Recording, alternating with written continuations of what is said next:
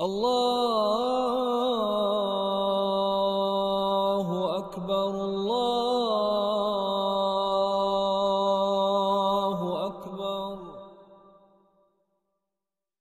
Валақад каррамна бани адама. Біз адам баласын сондай құрметке бөлегенбіз дейді да. Жаңағы періштелермен салыстырғанда, періштелердің жаратылудағы мақсаты сол да. Тазалық, тақуалық, нұр, ақыл, түсініңіздер қандай мәселе. Олардан ешқашан күнә шықпайды да. Бірақ бізге басқа жолды қалаған Алла Тағала. Қандай жолды қалаған? Біздің ішімізге нәпсі деген нәрсе берген. Ол қателеседі, күнә жасап қалады. Алла Тағаланың рахымы бұның бәрін ескеріп жаратқан. Соны түсіндіру үшін пайғамбарымыз саллаллаху алейхи бізге айтады: "Лаулам тузнибу", қараңыздар, қағиданы түсіндіреді. Егер де мүлде күнә жасамайтын жердің беті таза тақуалыққа айналып кететін болсаңдар дейді, "Ла захаба бикум Аллаху Тағала". Алла Тағала сендерді алып кетеді дейді жердің бетіне. Келе жоқсыңдар дейді, болды. "Вала яти би қаумин ахарин", басқа қауымды алып келеді дейді. Көрдіңіз бе? "Юзнибуна ва ястағфируна Аллаха фа яғфиру лахум". Қате жасап, күнә жасап қояды. Содан "Раббым, мен қайтып келдім" деп жылап кешірім сұрайды. Алла Тағала оны кешіреді. Адамзаттың өмірі осындай. Түсіндіңіз қандай емес? Ешкім жоқ қателеспейтін, ешкім жоқ күнә жасап қоймайтын. Көрдіңіз ғой? Егер де біреуіңізге Алла Тағала тақуалық нәсіп етіп жатқан болса, бір жақсы амалдарды артық нәсіп етіп жатқан болса, ешқашан ол тақуалығыңды, немесе жаңағы артық амалдарыңды стандарт қылма адамдарды өлшеуге. Көрдіңіз бе қандай мәселе? Сен емес соларды өлшейтін асылы. Сенің өзіңе де сол нәрсе берілгенде, сынақ үшін берілген, осыны істер екен деп. Көрдіңіз бе қандай мәселе? Пайғамбарымыз саллаллаху алейхи айтылған қағида қандай? "Иза жаакаллазина юъминуна би аятина фақул саламун алейкум ва катаба раббукум ала нафсихир рахма". Егер де сенің қасыңа біздің Алла Тағаланың аяттарына иман келтіретіндер келіп қалса, ол қандай? Түсінсіз бе? Ол бұл тахаджуд оқып жүр ма? Ол нәпіл ораза ұстап жүр ма? Ол Құранды жақсы оқып жүр ма? Құранды әлі жаңағыдай дұрыс оқи алмай жүр ма? Оның жаңағы жағдайы несіне? Бәрі бірдей сіздің алдыңызда. Түсіндіңіз ба? Иман келтіргендіктен Алла Тағаланың аятына. Міне, сіз өлшейтін стандарт. Түсіндіңіз бе? Иман келтірген келді ма қасыңа? Дереу қул дейді, дереу айт дейді оған. "Ассаламу алейкум" деп дейді. Бұдан басқа сөзді естуші оңайын дейді Алла Тағала. Көрдіңіз қандай мәселе? Жүрегіне берді ма иман? Болды. Енді сенің оны мазалауға да хақың жоқ оны. Көрдіңіз бе?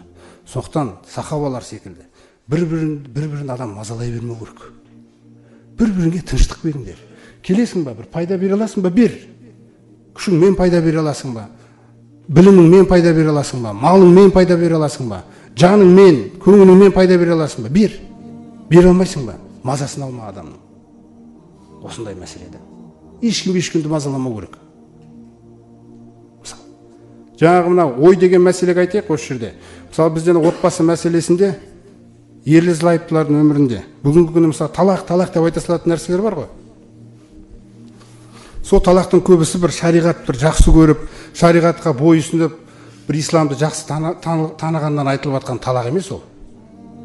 Ол табиғаттан шыққан талақ. Талақ. Осылай айтып жібереді, болды. Табиғат ол сенің. Ол ешқандай бір білімнен шыққан сөз емес ол. Бір саналы нәрседен шыққан нәрсе емес та. Талақ деп айтып жібереді, мысалы. Сосын өзің қораға кіргізесің ғой. Көрдіңіз бе? Исламда каффарат деген нәрсе бар. Не үшін каффарат деген нәрсе бар? Қорадан шығу керек. Сол үшін төлейсің да. Қазір ғана түсінікті болады тілмен айтып жатырмын да. Сен өзіңді қораға кіргізіп қоясың, жүрет талақ айтып жібердің мысалы. Ол сенің табиғатыңнан шығып жатқан нәрсе ғой. Саған Алла Тағала муъмин деген салмақ берген. Саған өзіңді ұстап жүр деген характер берген.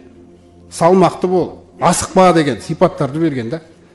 Сол талақтардың көбісі мінезден шығып жатқан нәрселер ол. Түсіндіңіз бе? Ойыңыздан шығып жатқан нәрселер. Сосын өкініп келесте біреуден фатуа сұрап, біреудің мазасын аласыз. Ол білсе жақсы, сен біттің десе, құрыдың, онда болды. Сондай мәселе ол. Әркім сенің дүниеңді біле бермейді ғой. Сондай-ақ мысалы жаңағы тағы бір мәселе, ер адамның мысалы жаңағыдай әйел кісіні пайғамбар саллаллаху айтқандай, "Ма дораба Расулуллахи саллаллаху алейхи ва саллям шай'ан қатту биядихи". Аллахтың елшісі ешқашан өзінің қолымен бір затты да ұрған емес дейді. Қараңыз. Вала ходимен, қызметшіні де ұрған емес дейді. Вала имраатан, әйелді де ұрған емес дейді. Бағана айтып отыр, пайғамбарымыз жақсы көрем деген нәрсе оңай емес ол. Мысалы бір кісі келіп пайғамбарымыз салсым қайтты, я Аллахтың елшісі, мен сізді жақсы көрем. Рас айтасың ба деді. Рас айтам, я Аллахтың елшісі. Рас айтасың ба? Рас айтам. Онда дайындала бер. Мені жақсы көрген адамдарда байлық тұрмайды дейді қолында. Көрді? Анау кеп сұрайды, мынау кеп сұрайды. Мен сондай дейді табиғатым менің. Көрді қандай мәселе? Сол сияқты сіз жақсы көресіз ба? Пайғамбар ұрмаған. Сіз ұрған кезде жақсы көрдіңіз ба? Сосын біз айтамыз, Құранда бар ғой негізі ұр деген ғой. Құрандағы аяттың тәртібіне қарайық та біз. Көрдіңіз ба? Валлати тахофуну шузахунна. Бастарыңа шығып алып, бүкіл үйлеріңді басқарам ба деп жатқан бір әйел қорқатын болсаңдар дейді. Фағизухунна дейді. Бірінші уағыздан баста дейді. Сосын уағыз бастаған кезде түсінбейсің ғой сен ақыретті. Көрдіңіз ба қандай? Елдің әйелі дұрыс, сенікі мындай деген мәселелер. Ол уағыз емес ол. Уағыз деген қолынан ұстайсың. Қарағым, сен де ақмаңдай, мен де ақмаңдай, қосылша екі ақмаңдай, шам жаққандай. Уағыз деген нәрсе сол. Екеуміз де ақыретке баратырық. Отбасы екеумізге бірдей аманат. Осындай жақсы сөзді түсінбейтін басы сондай жаққа қарай кетіп қалған біреу болса ғана, одан кейін фахшурухунна фил мадажа дейді. Көрдіңіз ба? Төсектерінде тастап қойыңдар. Пайғамбар салсам 29 күнге тастап қойған әйелдерін. Саллаллаху алейхи вассалам сондай уақыт болған бір қылықтар себепті бір үлкен тәрбие берейін деді да, бір ай бармаған. Бүкіл әйелдер дүп-түзу дайын.